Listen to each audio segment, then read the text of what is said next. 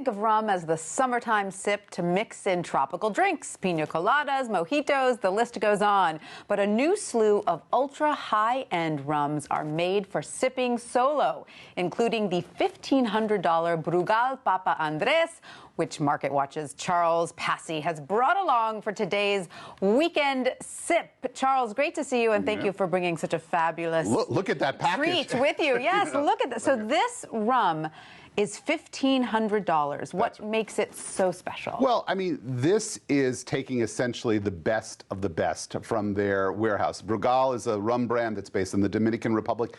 Keep in mind, they have 250,000 casks of rum in their storage room or in their warehouse.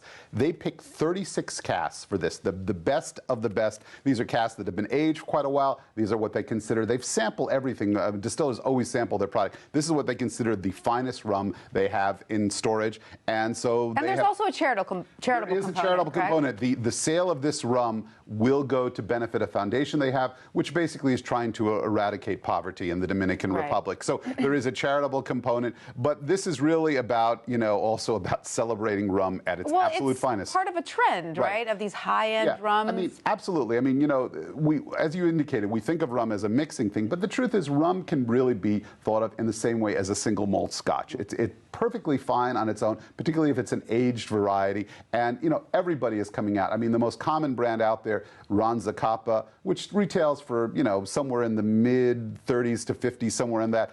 Bacardi has some higher-end expressions. So you don't have to spend $1,500 to get a nice high-end rum. You don't. In fact, Brugal itself has, they recommend very strongly, they suggest if you can't afford this, they have a $50 one they call Brugal 1888. So there are lots of alternatives, but if you really have that extra 4 figures to spend, why not? This might be worth trying. So how is a beautiful rum like this best enjoyed? Well, I would say neat. Really, you don't want to mess with this. You certainly don't want to add Coca-Cola to this. Yes.